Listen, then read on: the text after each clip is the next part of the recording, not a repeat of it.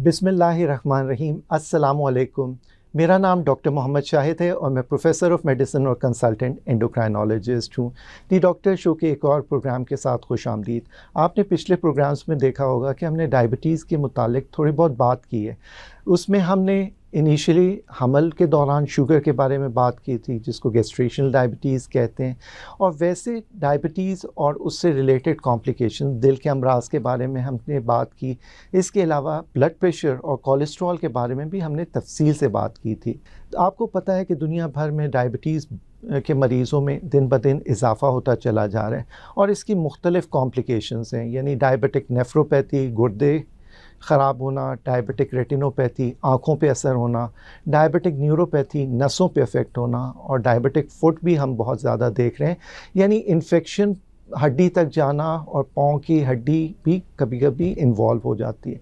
इसी तरह heart attack, ये हार्ट अटैक जो है वो साइलेंट एमआई भी होते हैं डायबिटिक मरीज़ों में, यानी ऐसे मरीज़ों को पता ही नहीं चलता कि उनको हार्ट अटैक हो रहा है, क्योंकि पेनलेस हो जाते हैं ना, पेन ही नहीं होता तो पता किस तरह चले।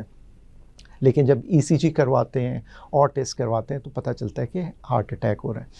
सो आज हम डायबिटीज़ मेलाइटस की इन कॉम्प्लिकेशंस के बारे में तफसील से बात करेंगे। आज हमारे मेहमान हैं doctor Najmul Islam. Doctor Najmul Islam professor of medicine और कंसल्टेंट एंडोक्राइनोलॉजिस्ट हैं आगा खान यूनिवर्सिटी हॉस्पिटल में, और इनका वसी तजर्बा है डायबिटिक मरीज़ों को डील करने का। अस्सलाम वालेकुम सर। वालेकुम अस्सलाम। सर, सबसे पहले ज़ियाबतीज़ के बारे में बताएं कि डायबिटीज़ मेलाइटस होती क्या है? देखिए, डायबिटीज़ वो एक बीमारी है जिसके अंदर शुगर का लेवल खून में बढ़ जाता है। अब उसके बढ़ने की जो बुनियादी वजह होती है कि वो बॉडी में या तो इंसुलिन पैदा नहीं होती ग्लूकोज सही तरह से, या जो पैदा होती है वो सही तरह से काम नहीं करती है टिश्यूज़ पर, जिसका काम होता है कि ग्लूकोज को सेल के अंदर ले जाए और जहाँ वो ईंधन के तौर पर इस्तेमाल होती है। तो इन वजूहात की वजह से डायबिटीज़ होती है। डायबिटीज़ मुख्तलिफ़ किस्मों की होती है जी, तो इसकी इकसाम क्या क्या हैं? देखिए, डायबिटीज़ की उमूमी तौर पे तो 4 इक़साम है। एक किस्म अव्वल की डायबिटीज़ या टाइप 1 डायबिटीज़, ठीक है। एक टाइप 2 डायबिटीज़ जो आम डायबिटीज़ जो आप हर तरफ देखते हैं, ठीक है। वो किस्म दोम की डायबिटीज़ है।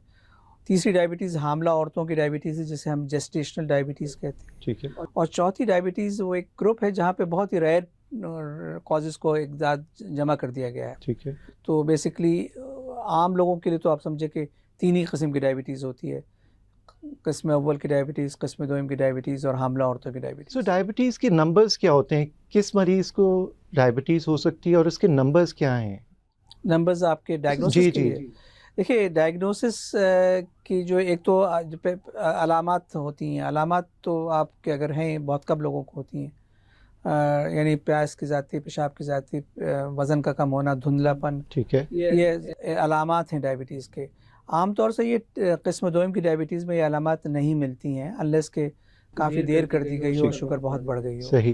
किस्म अव्वल की डायबिटीज़, टाइप 1 डायबिटीज़ में ये अलामात डायग्नोसिस के वक्त मिलती हैं।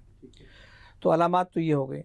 अलामात के अलावा टाइप 2 डायबिटीज़ अक्सर डायग्नोस की जाती है किसी स्क्रीनिंग की वजह से। ठीक है। ऑपरेशन हो रहा है, उससे पहले टेस्ट हो रहा है, मेडिकल चेकअप हो रहा है, उसके पहले टेस्ट हो रहा है, तो पता चलता है कि हाँ डायबिटीज़ है, हालांकि कोई अलामत नहीं है। सही। अब आइए कि लेवल्स क्या हैं।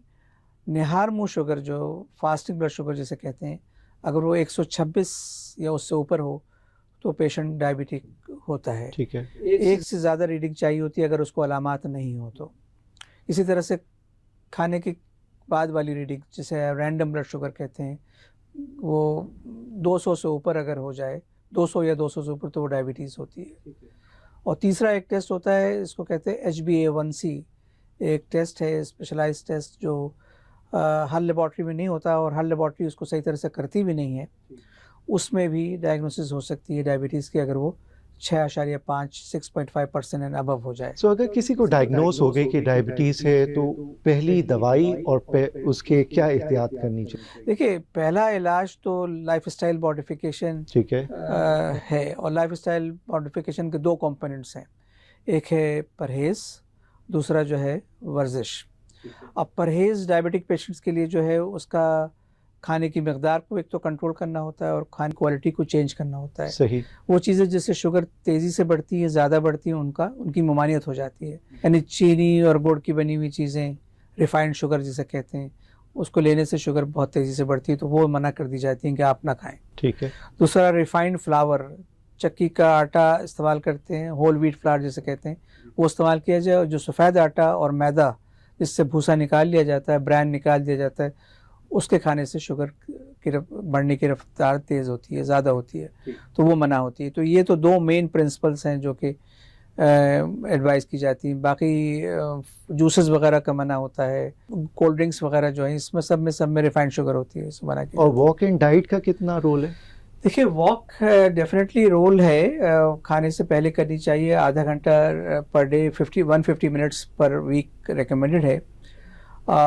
लेकिन कुछ लोग ऐसे हैं जो नहीं कर पाते हैं अपनी किसी वजह से, जैसे जोड़ों का मसला है, एज ऐसी है कि नहीं, वो तो फिर मजबूरी है। अदरवाइज तो ज़्यादातर लोगों को ये करना चाहिए। सो हफ्ते में कितनी वॉक करें? 30 minutes per day 5 days a week minimum. और ज़्यादा रोज़ाना करें तो बहुत ही अच्छी बात है। ठीक है। अगर किसी की शुगर अनकंट्रोल्ड है डॉक्टर नजम, तो क्या कॉम्प्लिकेशंस हो सकती हैं उसमें? देखिए, डायबिटीज़ की कॉम्प्लिकेशंस का ताल्लुक दो चीज़ों से होता है, डायबिटीज़ के कंट्रोल से और डायबिटीज़ के दौरानिए से। तो आज 1 साल हुआ है डायबिटीज़, कल को 2 साल, फिर 3 साल और 5 साल हो जाएंगे, तो दौरानिए पे तो इंसान का अख्तियार नहीं है, ना फिजिशियन का ना मरीज़ का। ठीक। लेकिन कंट्रोल अगर शुरू से किया जाए तो पेचीदगियों के इम्कानात या तो कम हो जाते हैं या देर से होती है। पेचीदगी गारंटी तो नहीं है कि नहीं होगी, ठीक है, लेकिन बहरहाल इम्कानात कम हो जाते हैं अगर पेचीदगी वो कंट्रोल किया जाए शुरू से। ये कॉम्प्लिकेशंस टाइप 1 में ज़्यादा होती हैं या टाइप 2 में? दोनों में होती हैं, टाइप 1 में भी होती हैं और टाइप 2 में भी कॉम्प्लिकेशंस दोनों में होती हैं। कुछ कॉम्प्लिकेशंस टाइप 1 में ज़्यादा होती हैं, कुछ में टाइप 2 में ज़्यादा होती हैं, लेकिन होती दोनों में ही पेचीदगी। ये पेचीदगियाँ क्या क्या हो सकती हैं? देखिए, ये आप अगर सर से पैर तक जाएं तो अगर दिमाग से स्टार्ट करें तो दिमाग में जो है ये फालिज के इम्कान ज़्यादा होते हैं। ठीक है। डिमेंशिया जो है डायबिटिक पेशेंट्स के अंदर थोड़ा ज़्यादा होता है आम लोगों के मुकाबले में, ये तो दिमाग का हो गया। ठीक। फिर आप नीचे हार्ट की तरफ आएँ तो हार्ट में अंजाइना है, हार्ट अटैक है, हार्ट फेलियर है, ठीक है, ये सब कुछ उसके खिलाफ। फिर आप और नीचे जाएँ तो गुर्दे हैं, गुर्दे जो हैं पहले प्रोटीन आना शुरू हो जाती है, फिर गुर्दे अल्टीमेटली फेल हो जाते हैं, वो जो जहरीले मादे वो अखराज नहीं कर पाते यूरिन के रास्ते, तो फिर अल्टीमेटली डायलिसिस की ज़रूरत पड़ती है। ठीक है। फिर और नीचे जाएं तो पैरों की जो शरियानें होती हैं वो सिकुड़ने लगती हैं, खून का दौरान कम हो जाता है, जो नसें हैं, नर्व्स जिसे कहते हैं, उनका एहसास कम हो जाता है। तो और इन दोनों की ख़राबी की वजह से जो है वो क्या कहते हैं, पैरों का जो ज़ख़म बन जाता है, फिर अगर वो गैंग्रीन की सूरत अख्तियार कर सकता है। मैं एक चीज़ रह गई आपको बताना कि आँखों का मामला रह गया। आँखों में जो है वो पर्दा, एक तो मोतिया उनको वक्त से पहले होता है, सही, और रेटिना अफेक्टेड हो जाते हैं, रेटिनोपैथी हो जाती है। रेटिनोपैथी जो है अगर, इसीलिए उसके इलाज में जो है उसकी स्क्रीनिंग होती है ताकि वो अगर पहले स्टेज पे पकड़ ली जाए, शुरू के स्टेजेस में, तो इलाज हो जाता है, वरना जब बहुत एडवांस हो जाती है तो बीनाई ख़राब कर देती है। आपने बताया कि ये कॉम्प्लिकेशंस सारी होती हैं, रेटिनोपैथी, न्यूरोपैथी, नेफ्रोपैथी और स्ट्रोक, एमआई की बात आपने की। तो अब HbA1c कितना होना चाहिए 3 महीने की शुगर के इन कॉम्प्लिकेशन से बचा जाए? देखिए, ऑन एन एवरेज जो अब अगर जनरल रूल के तौर पे कहें तो 7% कहा जाएगा कि 7% या उससे नीचे रखी जाए। लेकिन ये आपको थोड़ा सा एडजस्ट भी करना पड़ता है according to the patient's condition and patient's age. अगर कोई यंग आदमी है और उसको अभी हाल ही में डायबिटीज़ हुई है तो उसके लिए आप डाइट कंट्रोल तजवीज़ करें, यानी 6.5 या उससे नीचे का टारगेट। कोई एजड आदमी है और उसको बरसों की डायबिटीज़ है तो उसमें थोड़ा सा आपको रिलैक्स भी होना पड़ेगा, 7.5% तक भी आ जाएंगे या 8% तक भी जा सकते हैं। तो ये है, लेकिन उमूमी तौर पे हम 7 का टारगेट ज़रूर अचीव करने की कोशिश करते हैं, लेकिन ये इंडिविजुअलाइज्ड होगा। सो डॉक्टर नजीम, डायबिटिक मरीजों में ब्लड प्रेशर की एसोसिएशन क्या है? 50 से 60% डायबिटिक पेशेंट्स ब्लड प्रेशर का शिकार भी होते हैं। ठीक है। और ब्लड प्रेशर के जो पेशेंट्स होते हैं उनमें डायबिटीज़ होने के चांसेस ज़्यादा होती हैं। सही। तो क्या कोई अलग से दवाइयाँ होती हैं या यूजुअल जो ब्लड प्रेशर वाले मरीज होते हैं वही? दवाइयाँ ब्लड प्रेशर वाली ही मरीज की इस्तेमाल की जाती है, लेकिन कुछ प्रेफरेंसेस डिफरेंट होती हैं। सही। डायबिटिक पेशेंट्स के अंदर कुछ डिफरेंट प्रेफरेंसेस होती हैं स्टार्ट करने की, और बाकी लोगों में दूसरी होती हैं, लेकिन वो दवाइयाँ जो हैं दूसरे ब्लड प्रेशर के मरीज़ भी इस्तेमाल करते हैं। सही। सो ब्लड प्रेशर, अगर शुगर किसी मरीज़ को है तो क्या टारगेट ब्लड प्रेशर होना चाहिए? देखिए 140/90 इज़ द अपर लिमिट, उससे क्रॉस नहीं होना चाहिए। ठीक है। Preferably 130/80 most of the time रहना चाहिए। सही। और कोलेस्ट्रॉल का इसके साथ एसोसिएशन? देखिए कोलेस्ट्रॉल का एसोसिएशन इस तरह से है कि डायबिटिक पेशेंट्स को हार्ट अटैक या एंजाइना का या फालिज के होने के इम्कानात 3 से 5 गुना ज़्यादा है। ठीक है। आम लोगों के मुकाबले में। सही। कोलेस्ट्रॉल एक रिस्क फैक्टर है इन कंडीशंस के लिए। ठीक। तो कोलेस्ट्रॉल लेवल्स जो है नॉर्मल लोगों के लेवल्स से भी कम रखा जाता है डायबिटिक पेशेंट्स के अंदर। ठीक है। तो नॉर्मल लोगों को अगर टोटल कोलेस्ट्रॉल 200 है तो डायबिटिक के लिए 200 नहीं है, उनके लिए काफ़ी कम लेवल्स रखे जाएंगे। सही। तो ये तो ध्यान में रखा है। अक्सर डायबिटिक पेशेंट्स पूछते हैं कि भाई मेरा तो कोलेस्ट्रॉल ठीक है, आप हमें कोलेस्ट्रॉल की दवा क्यों दे रहे हैं? ठीक। इसलिए दे रहे हैं कि आपके कोलेस्ट्रॉल के लेवल्स को हमें और कम करना है। सही। तो आपके फालिज के और हार्ट अटैक और एंजाइना के इम्कानात को कम किया जा सके। नजम, एक बैड कोलेस्ट्रॉल होता है, गुड कोलेस्ट्रॉल है, जो कि बैड कोलेस्ट्रॉल एलडीएल है और गुड एचडीएल है, तो इसकी वैल्यूज क्या रखनी चाहिए इसमें? देखिए एलडीएल कोलेस्ट्रॉल 100 से नीचे रखना है जो बैड कोलेस्ट्रॉल है। ठीक। और प्रेफरेबली अराउंड 70। ठीक। गुड कोलेस्ट्रॉल 40 से ऊपर, जो कि जितना हाई उतना अच्छा होता है। उसमें एक कंपोनेंट होता है ट्राइग्लिसराइड्स का। ट्राइग्लिसराइड्स का देखिए रोल निस्बतन हार्ट प्रॉब्लम्स में कम है, लेकिन उसका एक थोड़ा सा रोल ज़रूर है। 150 टारगेट है, उससे नीचे होनी चाहिए, लेकिन अगर ये 200 भी है, 250 भी है, तो ज़रूरी नहीं कि हम उसके लिए मेडिसिन स्टार्ट कर दें। सवाल यही था नेक्स्ट कि डायबिटिक मरीज़ों में अनकंट्रोल्ड शुगर्स के साथ ट्राइग्लिसराइड्स बढ़ जाते हैं, और हमने देखा है कि बहुत सारे लोग ट्राइग्लिसराइड्स को कम करने की दवाइयाँ ले रहे होते हैं। तो क्या ऐसा नहीं, अगर शुगर उसकी कंट्रोल नहीं है और उसके ट्राइग्लिसराइड्स बढ़े हुए हैं तो पहला काम ये है शुगर कंट्रोल किया जाए।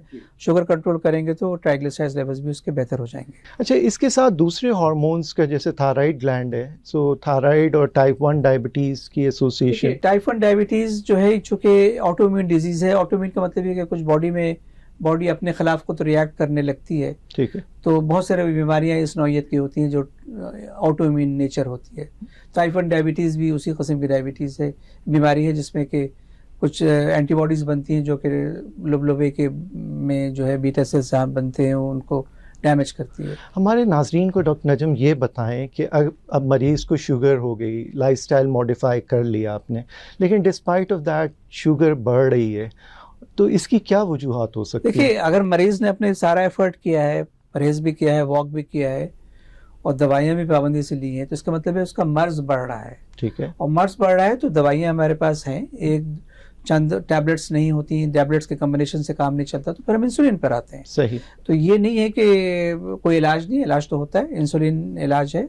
और ये बाज़ लोग समझते हैं कि भाई इंसुलिन आखिरी इलाज है, अब वक्त जिंदगी खत्म हो रही है, ऐसा कुछ नहीं है। ठीक है। इसलिए कि टाइप 1 डायबिटीज को तो बच्चों को होती है आमतौर से, ये तो बचपन से इंसुलिन पर होते हैं और सारी जिंदगी इंसुलिन पर रहते हैं। तो ये तो कोई बात नहीं हुई कि इंसुलिन स्टार्ट हुई तो आखिरी वक्त हो गया। कुछ मरीज आते हैं, वो कहते हैं कि डॉक्टर साहब हमारे रिश्तेदार ने इंसुलिन लगाई थी और गुर्दे फेल हो गए थे। वो ऑलरेडी गुर्दे फेल हो चुके थे जी। उनके जब उन्होंने इंसुलिन की शुरू की गई तो ब्लेम इंसुलिन हो गई जी, हालांकि अनकंट्रोल्ड डायबिटीज गुर्दे फेल होने की वजह थी। अब ये इंसुलिन की, क्योंकि 100 साल हो गए हैं इंसुलिन को बने हुए, तो इंसुलिन का थोड़ा सा बताएंगे हमारे नाजरीन को कि इंसुलिन कितने टाइप्स की होती है? और वो इंसुलिन मुख्तलिफ किस्म की होती है।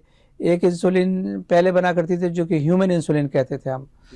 ह्यूमन इंसुलिन जो है वो सबसे पहले तो इंसुलिन अगर और पीछे जाएं तो ये एनिमल से आती थी। बोवाइन इंसुलिन जो गाय से के लुबलुबे से हासिल की जाती थी, पिग के लुबलुबे से हासिल की जाती थी। पोर्सिन इंसुलिन वो तो पाकिस्तान में इस्तेमाल नहीं होती थी, लेकिन बोवाइन इंसुलिन इस्तेमाल होती रही। फिर आया दौर ह्यूमन इंसुलिन जो कि लेबॉर्ट्री के अंदर जनरेट की जाए, तो जेनेटिक इंजीनियरिंग के थ्रू जो है पैदा की जाती थी। वो फिर काफ़ी अरसे तक चलती रही। फिर उससे और एडवांस हुआ कि वो जो इंसुलिन मॉलिक्यूल है उसको भी मॉडिफाई किया गया ताकि कुछ और उसमें बेहतरी आ सके। सही। तो अब जो दौर है वो एनालॉग इंसुलिन का है। ठीक है। अब इंसुलिन मुख्तलिफ किस्म की होती हैं। एक होती है जो बहुत शॉर्ट दौरानिये के लिए काम करती हैं, उसको शॉर्ट एक्टिंग इंसुलिन कहते हैं। एक जो है वो लॉन्ग ड्यूरेशन के लिए काम करती हैं, 24 घंटे या उससे ज़्यादा लॉन्ग एक्टिंग इंसुलिन होती हैं। और एक होती हैं जो कम्बिनेशंस होती हैं शॉर्ट एक्टिंग और प्लस उसके साथ कुछ चीज़ें ऐड करके उसको 12-14 घंटे का दौरानिया उसका रखा बना दिया जाता है ताकि वह उतने अरसे तक काम करे। तो ये मुख्तलिफ किस्म की इंसुलिन है, तो ये डॉक्टर डिसाइड करता है कि कौन सी इंसुलिन। अब तो टाइप 1 में इंसुलिन पंप्स भी आ गए हैं। जी, इंसुलिन पंप्स हैं, पाकिस्तान में भी अवेलेबल है, हमारे भी कुछ मरीज इस्तेमाल करते हैं और दुनिया में तो काफ़ी अरसे से इस्तेमाल कर रहे हैं, 90s से इस्तेमाल हो रहा है इंसुलिन पंप। ठीक है, तो इंसुलिन पंप के फ़ायदे और नुकसान? देखिए, इंसुलिन पंप के डेफिनेटली फ़ायदे हैं। ये टाइप 1 डायबिटीज़ के लिए ये यूजली रिकमेंडेड होता है। ठीक है, या तो दिन में 4 दफ़ा वाला इंसुलिन लगती है टाइप 1 डायबिटीज़ को। ठीक है, उससे कंट्रोल ना हो तो फिर insulin pump is the next step forward. ठीक है। अब इंसुलिन पंप जो है वो टेक्निकल होता है, टेक्निकलिटीज़ होती हैं उसके अंदर। ठीक है, तो वो हर आदमी की समझ नहीं होती है उसके अंदर। तो जो लोग समझदार होते हैं वो तो इसके लिए ऑप्ट कर सकते हैं, जिनकी समझ बूझ कम है तो वो फिर उनके लिए तो ये अच्छी चीज़ नहीं होगी, क्योंकि वो समझेंगे नहीं। कुछ लोग कहते हैं कि डॉक्टर साहब हमने तो मीठा खाया ही नहीं सारी ज़िंदगी, फिर हमें शुगर क्यों हो गई? देखिए, शुगर मीठा खाने से तो नहीं होती।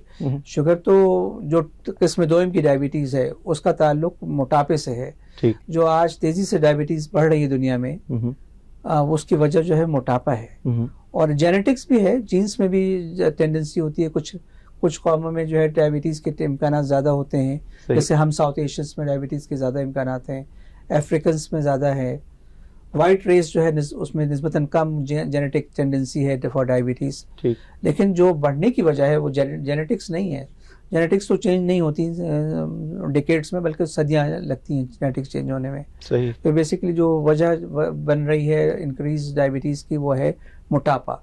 और मोटापा क्यों हो रहा है? वो हमारा लाइफस्टाइल ख़राब हो गया है। हम खा ज़्यादा रहे हैं और वर्जिश कम कर रहे हैं, और नतीजा ये हो कि हम एक्सेसिव कैलोरीज जो है फैट की सूरत में बॉडी में जमा कर रहे हैं और मोटापा हो रहा है। और कुछ मरीज़ कहते हैं कि डॉक्टर साहब हम दवाइयाँ नहीं खाएंगे, हमें परहेज़ बता दें, तो क्या ऐसा मुमकिन है? कि शुरू के स्टेजेस में तो ऐसा हो सकता है कि वो सिर्फ परहेज़ और वर्जिश से कवर कर ले, लेकिन अगर उनकी डायबिटीज़ बढ़ चुकी है तो इससे तो गुजारा नहीं होगा। उसके बाद उनको टैबलेट ना काम करें तो इंसुलिन पे तो जाना होगा। ठीक है। सो आपने कहा लाइफस्टाइल मॉडिफिकेशन के बाद दवाइयाँ, गोलियाँ, उसके बाद इंसुलिन। ये टाइप 2 डायबिटीज़। और टाइप 1 में तो पहले दिन से इंसुलिन और फिर आखिरी दिन तक इंसुलिन। सो टाइप 2 हमारे यहाँ बहुत कॉमन है एज कम्पेयर टू टाइप 1। सो अब मुझे ये बताएं कि अगर किसी को शुगर हो गई तो उसके ख़ानदान में शुगर होने के कितने इम्कान? देखिए, टाइप 1 डायबिटीज़ में तो जेनेटिक से हिस्ट्री बड़ी वीक होती है। ठीक है। सिर्फ 2 से 4% डायबिटिक टाइप 1 पेशेंट्स हिस्ट्री देते हैं जिनके पेरेंट्स को या ग्रैंड पेरेंट्स को टाइप 1 डायबिटीज़ हुई हो। ठीक है। लेकिन टाइप 2 डायबिटीज़ में 80% जेनेटिक कंपोनेंट होता है। ठीक है। तो उनकी काफ़ी जनरेशन्स में जो है वो पेरेंट्स को, भाई बहनों को, ग्रैंड पेरेंट्स को डायबिटीज़ के इम्कान आते हैं। एक कॉम्प्लिकेशन है डायबिटिक कीटोएसिडोसिस, इसमें क्या होता है? देखिए, डायबिटिक कीटोएसिडोसिस जो ये तो कॉम्प्लिकेशन टाइप 1 डायबिटीज़ में ज़्यादा देखी जाती है। टाइप 1 2 डायबिटीज़ में भी हो सकती है जी। लेकिन टाइप 1 डायबिटीज़ ज़्यादा होता ही है कि जब आपकी शुगर ज़्यादा बढ़ जाए और इंसुलिन की ज़्यादा कमी वाक़ हो जाए। जब इंसुलिन बहुत कम हो जाती है बॉडी में तो डायबिटिक कीटोएसिडोसिस हो जाती है, क्योंकि बॉडी के जो दूसरे चीज़ें हैं जैसे प्रोटीन्स हैं और फैट्स हैं वो फिर मोबिलाइज होना शुरू हो जाती हैं और उसके नतीजे में कीटोन्स डेवलप होते हैं, और कीटोन्स बहुत ज़्यादा बढ़ जाए तो कीटोएसिडोसिस हो जाती है, जो कि एक ऐसी कॉम्प्लिकेशन है कि अगर बर वक्त एक्ट न किया जाए तो आदमी बेहोश हो सकता है। सही। और बहुत उसके सीवियर कॉन्सिक्वेंसेस हो सकते हैं और वेंटिलेटर तक बात पहुंच सकती है। जी, वेंटिलेटर तक बात पहुंच सकती है। और इसकी अमवात की जो रेशियो है, मॉर्टेलिटी रेट जिसे हम कहते हैं, वो 1-2% से लेकर 30% तक भी हो सकती है। Different centres of the world में ये रिपोर्टेड हुए हैं। ठीक है। सो हमल के दौरान शुगर, जैसे आपने बताया गेस्टेशनल डायबिटीज़, वो पाकिस्तान में कितनी कॉमन है? देखिए, अबाउट 10% औरतें जो हमारी हामला औरतें उनको गेस्टेशनल डायबिटीज़ डायग्नोस होती है 10% पे। ठीक है। सो ये इसकी वजह क्या होती है? देखिए, ये वही औरतें हैं जिनको आगे चलकर डायबिटीज़ टाइप 2 की होगी। ठीक। वही जेनेटिक टेंडेंसी है डायबिटीज़ की, वही मोटापा है। और जब ये प्रेगनेंसी होती है तो कुछ हार्मोन्स प्रोड्यूस होते हैं प्रेगनेंसी के दौरान जो इंसुलिन रेजिस्टेंस करते हैं, यानी इंसुलिन को ज़्यादा काम करने नहीं देते। तो नतीजा ये होता है कि उस वक्त डायबिटीज़ जाहिर हो जाती है। ठीक। तो इसके वही नंबर्स हैं जो आपने नॉर्मल पहले बताए थे डायबिटिक मरीजों के, या गेस्टेशनल डायबिटीज़ को डायग्नोज करने के लिए कोई और इंस्ट्रूमेंट? नहीं, गेस्टेशनल डायबिटीज़ के जो डायग्नोसिस के जो टारगेट्स हैं वो और टाइट हैं। ठीक है, और कम रखे जाते हैं। सही है। आमतौर से ये स्क्रीनिंग की जाती है, एक तो पाकिस्तान में या इस पार्ट ऑफ द वर्ल्ड के अंदर जो है वो at the time of booking, ठीक जब है, लेडीज को पता चलता है कि भाई प्रेग्नेंट हैं तो फिर वो गायनी के पास जाके अपने आप को बुक कराती हैं, तो उस वक्त किया जाता है। ठीक है, और फिर दूसरा, अगर वो नेगेटिव आती है उस वक्त तो 24 और 28 वीक की जब प्रेगनेंसी हो जाती है उस वक्त टेस्ट किया जाता है। ठीक है, अब उसके टेस्ट करने के लिए ग्लूकोज टॉलरेंस टेस्ट करते हैं, जिसके अंदर ग्लूकोज पिलाते हैं और पिला के जो है वो उससे पहले, ग्लूकोज पिलाने से पहले फिर 1 घंटा फिर 2 घंटे पे शुगर चेक करते हैं, ठीक है। और उन वैल्यूज के बेसिस पर जो है वो डायग्नोसिस होती है। वो काफ़ी लोअर वैल्यूज होती हैं जो हमने पहले डिस्कस किया उसके बाद। तो गेस्टेशनल डायबिटीज़ के अंदर कुछ दवाइयाँ जो हैं वो ममनू हैं बिकॉज प्रेगनेंसी है, तो फिर उसमें हम ज़्यादातर दवाइयाँ मना है जी, ज़्यादातर दवाइयाँ मना है।